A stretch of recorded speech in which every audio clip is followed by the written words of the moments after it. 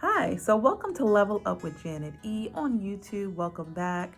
So today we're talking about an important subject. Before I get into that, make sure that you like, subscribe, comment, all that good stuff.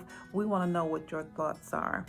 So today I'm inside. I'm going to stay inside because it is cold outside. It's getting kind of chilly into the fall weather. But let's see what we're going to talk about that's going to help us with not only cold weather, but through life. And I'm going to talk today about resilience. How do you build up your resilience in order to bring you through and guide you through difficult times? And you know, I always bring the Bible into it too. So make sure that you stay tuned and check it out. See you soon.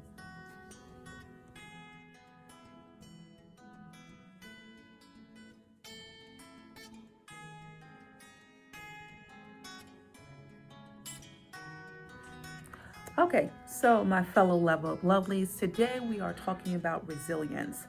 How do you gain resilience through the tough times? How do you build your resilience through anything you're going through to make sure that you make it to the other side and level up? All right, so I do want to go over the definition of resilience first, and then that's going to help us to be able to kind of figure out what are we talking about in terms of resilience. So, and I got this actually from Webster's Dictionary, the online version. So it says to be resilient is to be able to withstand or recover quickly from difficult conditions. And there's actually a definition of it in the Webster Dictionary, talking about being able to stretch and bend without breaking, which I thought was so interesting. So that's actually the subtitle to me to this resilience topic, is making sure that you stretch yourself without breaking. So, because you can do that. You can stretch yourself, stretch your goals, stretch your strategies, stretch yourself in your abilities without breaking. And that's how you build your resilience, one of the ways that you build your resilience. So there's also some synonyms or things that go along with resilience, and this is from looking at it from a biblical perspective. If we look at perseverance, that's something that's along with resilience. So being resilient and being able to withstand certain difficult situations is also a mode of persevering through something. And we also talk about long suffering in the Bible too. That's one of the fruits of the Spirit, long suffering. So being able to not only survive through something, but thrive through a difficult situation and make it through on the other side. So that's a matter or an ability of being resilient. You can also look at patience as being one of the abilities to have when you're resilient, or attributes, because patience is going to let you go through or have you go through those situations and not be flustered all the time, and not be feeling like you're out of control. And so there are a lot of attributes to being resilient that will help you as you move along the course of your leveling up journey, because resilience is so important. It's about being able to kind of move through the process of your life and be able to withstand things, because that's going to allow you to withstand bigger things. So as you're withstanding something smaller and you'll be able to break through from that, then God's going to give you, and you're going to have the ability to go through bigger things, because always is going to be something more down the road as you go through life and grow. There's going to be more growing experiences. So it's being able to be resilient through that process and then move forward to the next step. So that's all it's about. Life is a journey, absolutely. All right, so there's a couple of things I want to talk about, and I always got my trusty notes. I actually found something on the internet about certain traits of resiliency that it really resonated with me in terms of what resiliency is. I think for me, growing up and having like different things go on, whether I was, we were moving around a lot, had a lot of different schools that I went to in terms of high school, junior high school, elementary school. with my mother, and just kind of going through certain situations. I believe that made me resilient, because going through and being able to adapt to certain situations, um, I had to be resilient, in order to adapt accordingly and make it through, to go on, to continue to prosper and thrive in that circumstance. So I'm going to talk about some of the attributes. This may be a two-part series. I don't want this to be too long. This video is probably going to be no more than 10 minutes or so in terms of the talking, and then always put in some dance, that. So but I do want to go over 7 attributes altogether, and I'm probably going to talk about 3 or 4 today, and then we'll continue it next time. Okay, the first thing I want to talk about is self-awareness. So making sure that you understand who you are, that's a big attribute of being resilient, because if you don't understand who you are, and looking at yourself in the mirror and saying, hey, this is who I am, I'm accepting of who I am, then from there, how are you going to be resilient against people who come against you, against situations that come against you, and not only attack circumstances, but attack your character, attack you. So you really have to stand strong and know who you are, and self-awareness goes along with that. The next thing, which actually goes along with self-awareness, is just being realistic about situations. So there's nothing wrong with being optimistic. I love optimism. I am an optimistic person about life, but it's also about being realistic and making sure that you understand that there's things that happen in life and you have to be accountable for those, and just being an accountable person, and understanding that there's good and bad. And being able to bear those. So once again, you're able to persevere through those situations that you're going through, or circumstances that you're going through, and keeping a realistic perspective about life, that this is not the be all end all.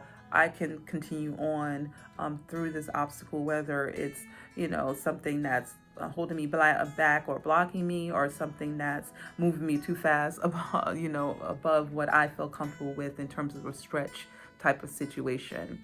So just remaining realistic about everything that's going on, and just remaining balanced. For me, the word balance comes through when I think about realistic. And then I'm going to talk about a few more after we finish the dance, but I first want to go into a dance with you, and it's going to be a real quick dance. It's something that is a little bit more advanced than the normal dances that I've been giving you in terms of ballet. So I hope you enjoy it, and see you back soon. Hey, my level up lovelies. So we today are going over a quick move that we use in ballet to get around the floor, or we use it as kind of like a jump move in between other moves such as, pirouettes, but usually we use it to get from one place to the other. So it's called chasse. It's CHASSE, a little thing over the one of the S's, I believe. So, but basically it's a step move. So once again, you're stepping to go to another place, or you're stepping in place. So we usually start either in 5th position, and then you're doing second arms, or you're in 4th position, and you're still doing second arms. So either way, if we're in 5th position, you're going to be in plie, present the arms, and you're going to lift up, and that's going to chasse. So it should be one leg kind of kicking the other. So usually when it's to the front, is one leg kicking the other. So this back leg is like whoop, and kicking this leg front. So it's kind of like and you should be pointing your feet as you're doing it. It's a little bit harder in this carpet to do it, but you want to make sure you're in plie, and that's going to help you. So I'll just do one to the front. A little bit hard with the carpet to stay in place, but usually it's just a move in front. And you can also do chasse to the side if you want to. And actually that's a glisse off. but you can do, so chasse is usually bop, bop, bop. You could do it back too, bop, bop, bop, bop. And I'm doing it with first arms. But once again, it is a jump, and you want to make sure, a step, excuse me, and you want to make sure that you're using your arms, your body, and you are plieing. Okay, welcome back. So there's two more things I want to talk about in this episode, in terms of resilience, and then we can kind of continue next week with part two. So, previously, I talked about resilience in terms of being realistic and then also having self awareness, which I think are very important. The next thing I want to talk about is just being calm under stress. So, just making sure you maintain your composure when there's stressful situations. So that's a characteristic of being resilient. So once again, as you're building up your resilience, that's going to allow you to keep calm under stress. As you go through opportunities and challenges that allow you or force you basically to build up your resilience, that's only going to grow stronger, being able to have calm under stress. And patience goes along with that as well. I spoke about patience in the first part of this video. So patience goes along with being calm under stress, because you have to have a form of patience to be able to kind of push through and move through an obstacle and not get flustered or, unfettered. All right. So all of these kind of go hand in hand and are all interconnected. Okay, and then the final thing I want to talk about on this video, and once again, we'll talk about kind of the next, we'll talk about it next week. So, the final thing I want to talk about, which I think is so important, is empathy. Empathy, yeah. I think a lot of people think, okay, well, that doesn't fall into being resilient and, having self-control and being realistic and being accountable. But it really does. It really does.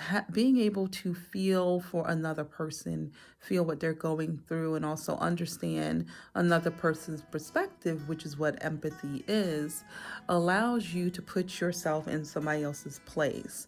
And that builds a form of resilience in itself, or is a characteristic of resilience, because that's going to allow you to not to look outside of yourself. So, and not just be either self-absorbed or thinking about your situations, is going to allow you to be resilient even for other people and be able to be like, I've been through this and, I understand what you're going through. So a level of empathy allows you to not only be able to envision what somebody's going through, but maybe you can help them persevere through what they're going through and be able to build their resistance that much stronger, because resilience is something we should be passing on to each other. Right now it seems like anything that offends people or anything that upsets people, they kind of either fall to pieces or they're hey, I'm out of here, but that's been happening since the beginning of time. Hello. Since the beginning of time, people have been offending other people. People have been upsetting other people. That's just the way of human nature. Whether it's on purpose or not on purpose, the offense or the anger.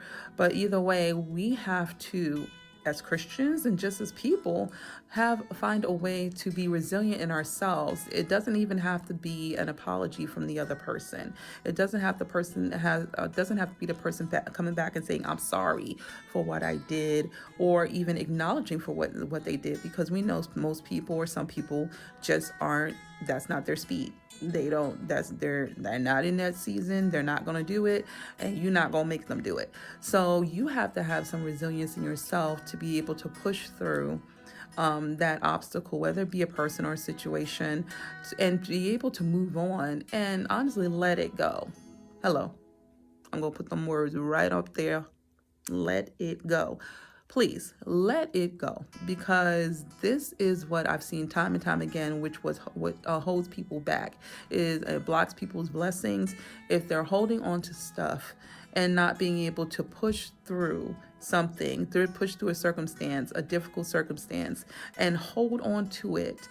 Then if you're holding on to that, how are you going to move on and get into your greatness? You can't, because you're holding on to something that's holding you down like a boulder. So a lot of the times we're blocking our own blessings by not being resilient in terms of the challenges that we're going through. So I just tell you, my level up lovelies, to continue to build yourself up and being resilient to any obstacles that come against you, and it's only going to make you that much more resilient to go through even more stuff, because we're always going to be going through stuff, but it's just a matter of how you handle it, how you react to it, and how you deal with it, and how you move on from it. All right. So I love you, love you, love you all the time, as you know. And I hope you have a blessed week until I see you next time on the next Level Up with Janet E on YouTube. All right. Make sure, once again, you subscribe, like, comment, all that good stuff. Till next time. Bye.